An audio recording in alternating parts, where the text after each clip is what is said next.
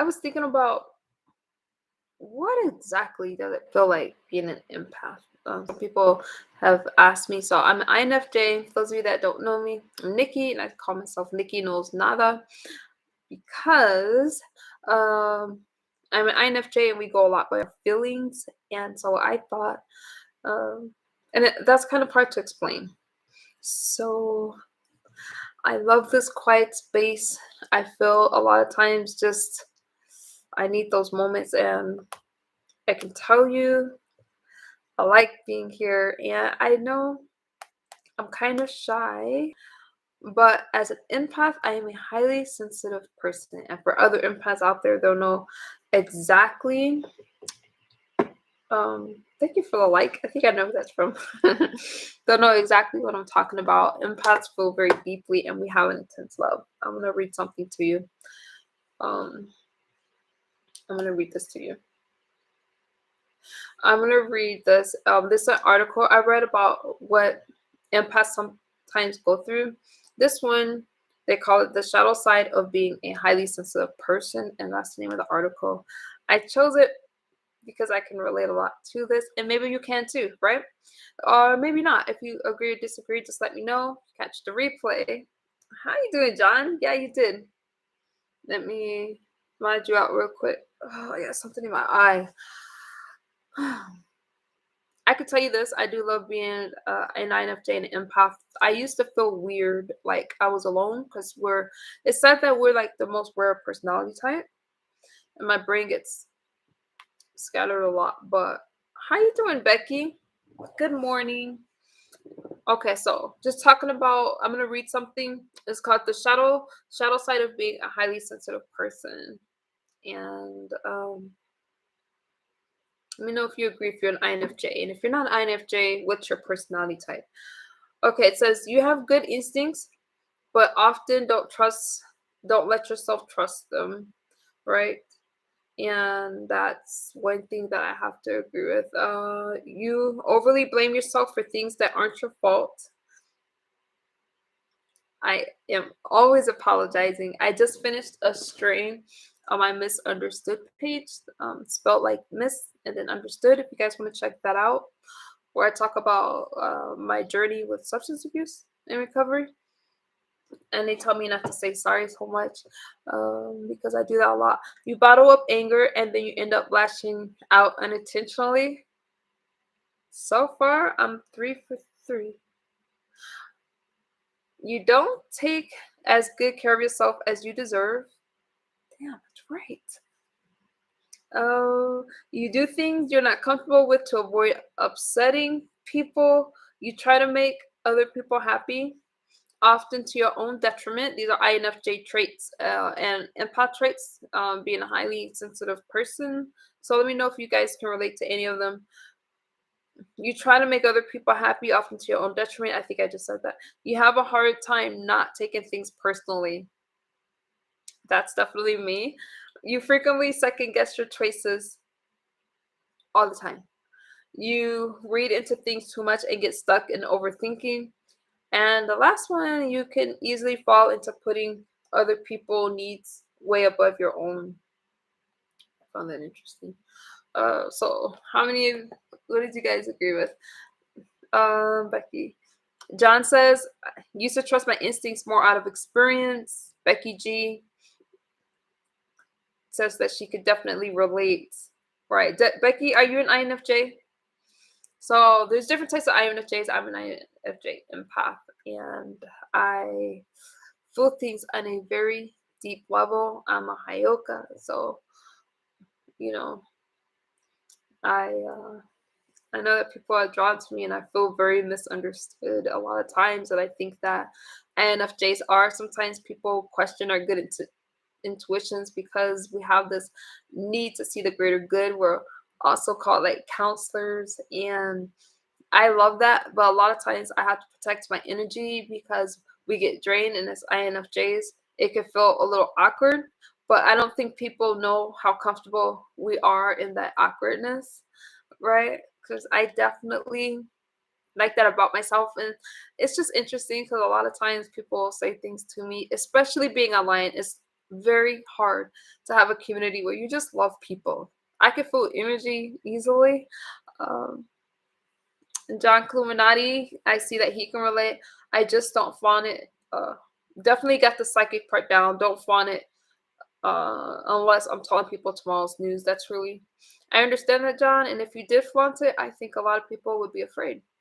And that's something about INFJs as well, is that we don't really tell people. So we know other people more than we should, and it'll probably freak them out how our intuitions are so right, spot on. And if you want to know if you're an INFJ, the Myers-Briggs personality test is awesome to take, and also think about if you're led by intuition or logic. INFJs are feeling type people, and our intuitions lead us. Um, Let me read this. INFJs are very intuitive, like freakishly so. It's so spot on. This is probably the most important thing to know about INFJ because ultimately it accounts for our superpower, which looks a lot like psychic ability, but it's really just hyper intuition. Uh, an INFJ will kind of like read your mind, tell you your business before you know it, and routinely predict events that will come to pass. So it's interesting what John is saying. What John is saying about he doesn't flaunt his abilities by telling, unless he's telling people's tomorrow's news, and I think that's interesting. So, John, when I saw that, I wanted to read that. This is an unconscious process, but the partner of an INFJ will probably realize at some point that at all times the INFJ is reading the environment around them. They are taking We're taking an emotional temperature of everyone in a room, assessing body language, watching interactions, eavesdropping, sorting data, analyzing, questioning, filing new information, rejecting old information, looking for patterns, constantly vigilant of everything and endlessly receiving data. This sounds like a lot of work, but the INFJ does it effortlessly, and it's reflexive. It's just what our brains do. So right, Becky says she always goes with her gut feelings. Yeah, and what I just read is exactly what my personality is like. And you guys pretty spot on. INFJs are very unique individuals, but I love being an INFJ. I feel so much at a deep level, and I love to connect with people. I'd rather have like just a few close relationships than a bunch of people around me that don't understand me. I'm so comfortable in my awkwardness. I know that I'm awkward, but I don't know another way to be. And I'm really happy to meet other ones. So, Becky, do you know what kind of INFJ you are? And John, do you know? Because there's different types. So, it would be interesting to know what kind you guys are. And I guess you can have more than one trait, but I know the empath, all INFJs we have a lot of empathy, but I definitely would be an empath and a Hayoka kind of, but pretty proud of that. An empath is able, like, they have a lot of empathy already, but the difference from an empath and a Hayoka is the Hayoka isn't really worried about the moral code or what's the law. No, we're not worried so much about what the law is. We go strictly by like our moral code, even if it's not quite the law. For example, we wouldn't be okay with things like, just because it's legal doesn't make it right. Like, let's say slavery or something like that. Even though it was legal, those things, but it doesn't make it right. And so the Hayoka is more about what's right or wrong. And the empath, uh, INFJ, has amazing traits, and they do consider the laws of the land as well. So, oh, empath, right? I'm curious to know what, John, because you have that psychic ability. You're really comfortable with that third eye sense. I think that's really cool. Be interesting to know, John. Look more into that, and then you can let us know. Very, really exciting. Right, Becky G. And they said like the Hayoka is the highest form, but I disagree a little bit. I say the empath because you got to consider the laws of the land, and the Hayoka is all about um, this is how we feel, this is right, and you can't convince us otherwise because we are not persuaded by public opinion. I think you need a little bit of both. So I definitely think the empath and the Hayoka is going to balance each other out. You got to consider what the hell is legal and work the moral code within the legal lines. So all the empaths are important as well as the different personality types, but empaths are it's a very special relationship. Like Becky G, she's going to be very sensitive. She's going to be able to tell somebody else what their needs are probably before they know. And even if they're feeling like they're fine, and Becky, correct me if I'm wrong, Becky, if she's talking to someone, she can tell that they're not and can probably feel their energy, their heaviness, or if they're depressed, can take on those feelings for herself. And yeah, for me, I'm really protective over my energy and my space and who I'm talking to. So I could be very closed a lot. I could pick up the emotions of others, right? And that's a common trait with INFJs. There's just different types of INFJs. You got that spot on, Nicole. Thank you, Becky. Since I knew I was an INFJ, the Hayoka part I got it right away, but then I started to look into other types, Becky, and you're just really special. I still think that Hayoka and Paso are right here. We need each other. But Becky, that's a truly overwhelming feeling. How do you protect yourself from getting burned out, Becky? Because a lot of times people think that INFJ is an extrovert, but we're introverts. We seem like extroverts because when the community, when the situation causes for us to be like an extrovert, we rise to the occasion. We believe in doing things very well, but the difference is how we recharge. Introverts need that downtime, and that's so even though we have traits like an extrovert, but if we always stayed outgoing and in social situations, it's going to drain us and it's going to burn out an INFJ. Extroverts, if they were always to themselves, everybody needs that time to themselves, but to recharge, they need that social interaction. So that's why they're extroverts, even though we have a little of both. But it's how you recharge that makes you introvert or extrovert. INFJs are introverts, and we can get burned out when we take on somebody else's emotions. So it's a it's a feeling that's like our own, and we don't like people to BS us or try to gaslight us because an INFJ like Becky's gonna spot that right away and it's gonna annoy her.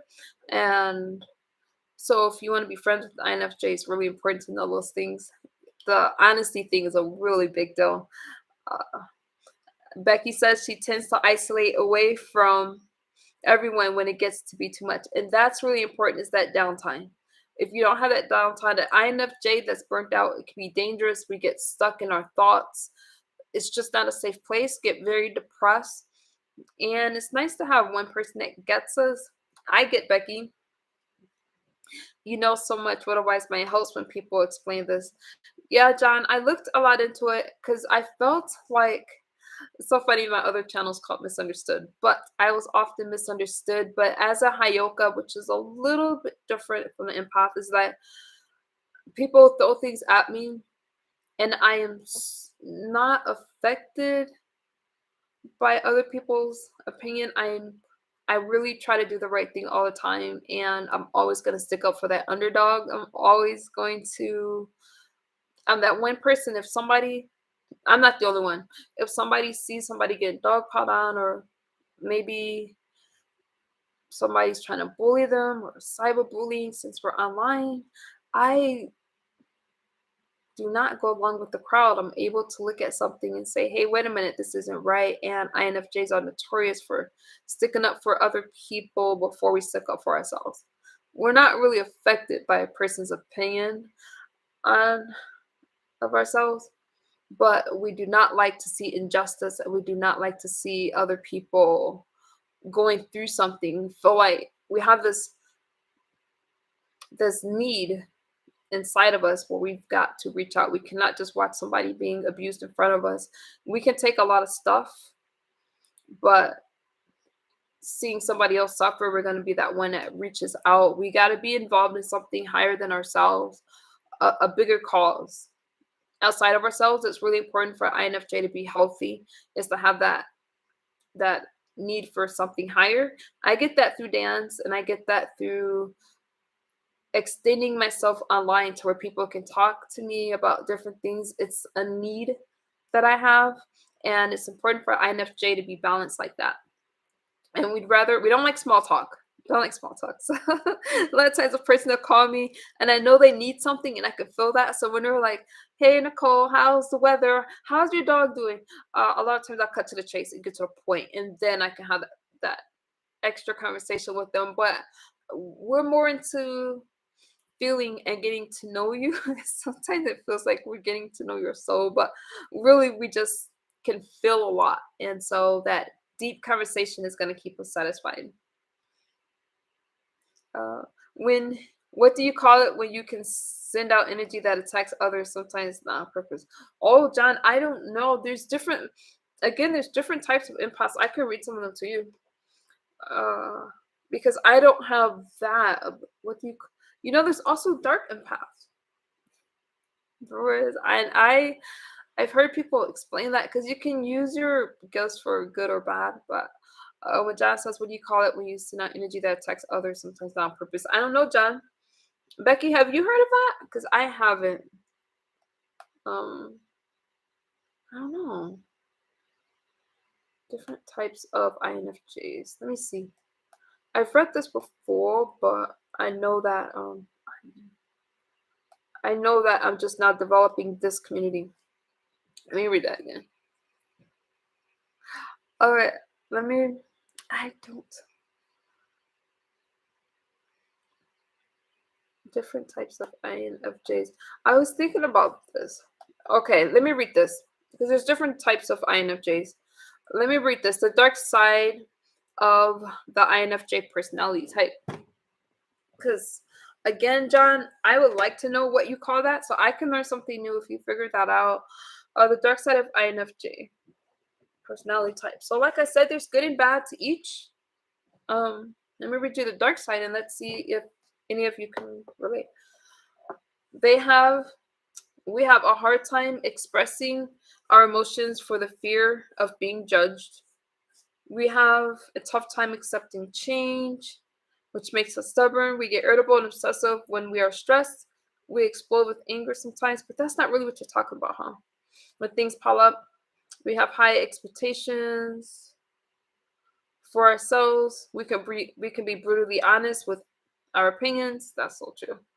And we can be very defensive sometimes and cut people off from our lives. Let me see. But there's different types of INFJs.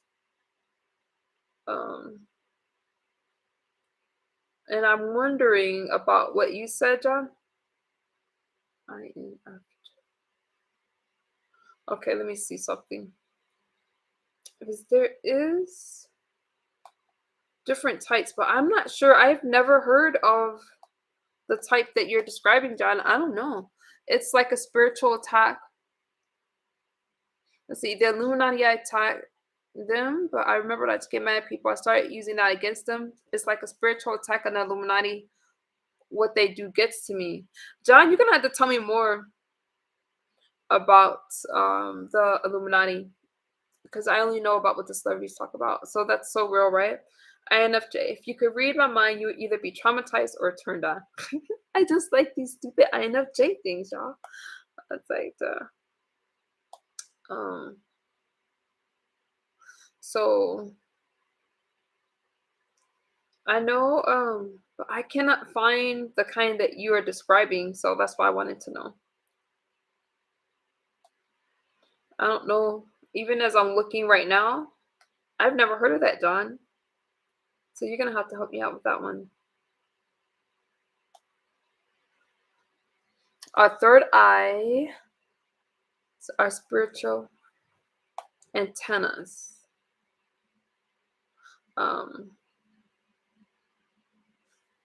Shit. Wait a second.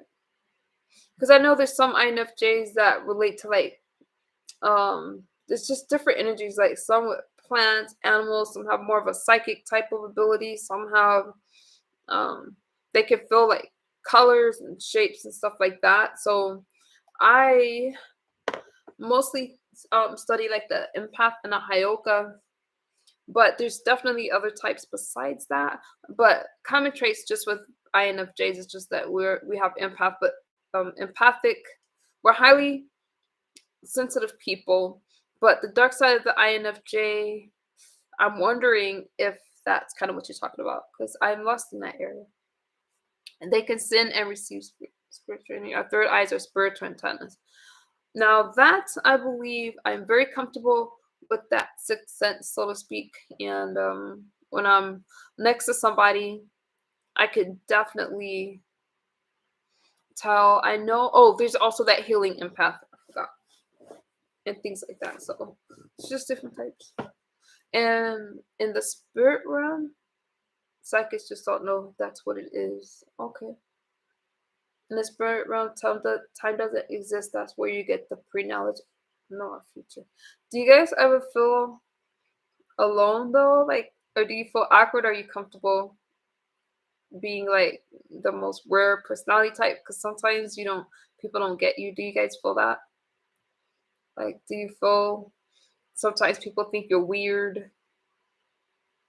I feel that way sometimes. I feel like um kind of the odd and out, or people kind of misjudge my intentions, but I could tell you, like, the thought of cheating someone or hurting them, it hurts me.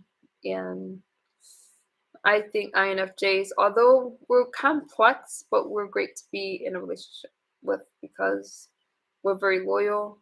That's one thing in relationships, we are loyal, but we're very comfortable in our sexuality. Not gonna bring that up right now, but we're loyal to our partner. And we tend to strive for long-term relationships, not these short ones that don't mean anything. We're very comfortable in our own skin, and we love our downtime. Um, I Becky says she tends to isolate away from everyone when it gets to be too much, and that's a really important thing to do. I wanted to reiterate that because if you don't, you're gonna get a burnout. Psychics just don't know what it is. Few get me. Few get me too, John. And I think that's why I get made fun of a lot. I get made fun of a lot, but I usually don't catch it until much later. Relationships should be all about loyalty. They are. My friendships are really important to me. The few that I have, but they just mean a lot. Um, but it also can get very lonely for me. Although I enjoy my downtime, I need that downtime.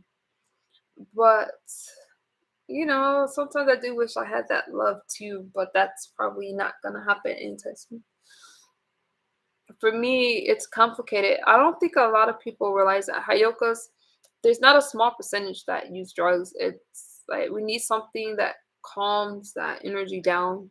I know I've struggled with substance abuse, which complicates things, and I talk about that on my misunderstood channel, but um I handle it well. Like now I just know to isolate myself if I feel overwhelmed. One thing that's interesting about INFJ though, we can make plans like a week in advance, but when it's time to actually go, we get stuck.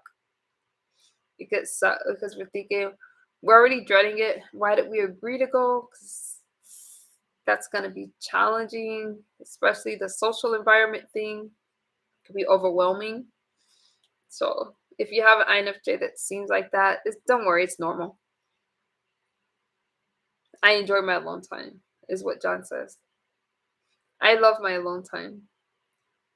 I am extremely shy. I don't know how to explain that, which is why I was hoping to meet more people like myself. So, Becky and I have easy conversations. I enjoy talking with Becky and I enjoy talking with John, but um, it's nice that Becky's a woman and we can speak about things easily. Love her energy. And John too. I totally appreciate you guys, but I'm not gonna drag this on. I just wanted to. I like spending time speaking with you guys because I'm it's the quickest way. I'm not putting out videos right now. I just go live, but when I sit in front of the camera, I get really shy. And it's weird because I'm in front of the camera a lot, but I get shy. It's easier for me to talk like this than to sit in front of the camera and just talk. I can't do it yet. So have a great night, you guys. Thank you so much for spending time with me. John, you're awesome. Becky, you're awesome. And for those of you that catch the replay, feel free to comment and I will respond to all the comments that I get. And as I develop this community, give me some ideas on what you want to talk about. Until then, I'll talk to you next time. Have a great morning.